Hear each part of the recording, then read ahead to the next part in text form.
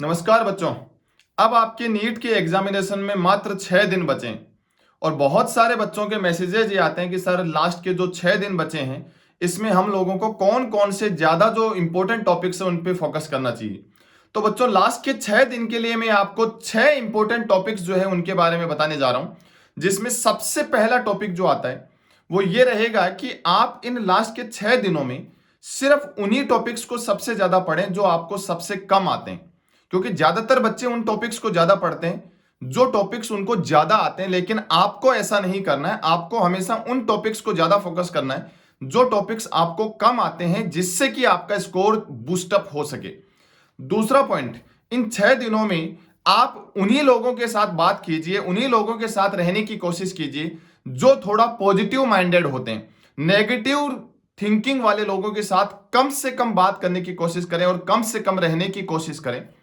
तीसरा जो important point वो ये रहेगा कि आप इन 6 दिनों में अपने स्कोर के बारे में बिल्कुल भी नहीं सोचें, क्योंकि अगर मान लीजिए आपका किसी एक पेपर में किसी एक टेस्ट में स्कोर कम आता है तो आपका कॉन्फिडेंस लेवल बहुत कम हो जाएगा। इसीलिए आप स्कोर के बारे में नहीं सोचें, सिर्फ ये सोचें कि आपके पास में जो पेपर है उसको आप ज्यादा से ज्यादा बेस्ट से बेस्ट उसको करने की कोशिश करें।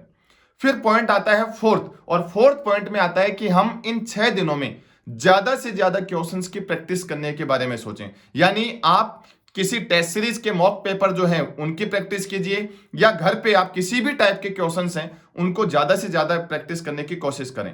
फिर आता है पॉइंट नंबर 5, और 5 नंबर पॉइंट जो है उसमें आता है कि आप इन 6 दिनों में अपने रिवीजन की स्पीड जो है उसको थोड़ा बढ़ा दें, रिवीजन की फ्रीक्वेंसी को बढ़ा दें।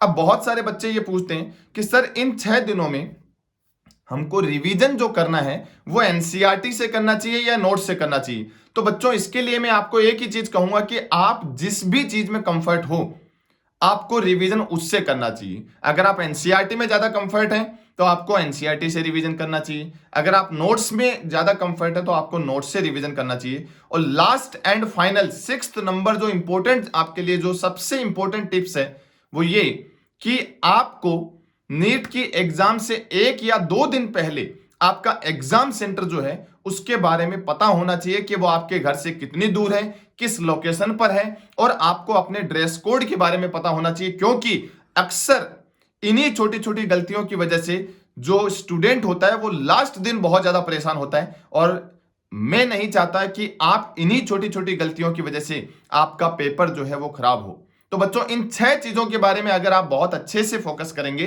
तो आपका स्कोर जरूर बूस्टअप होगा। Best of luck.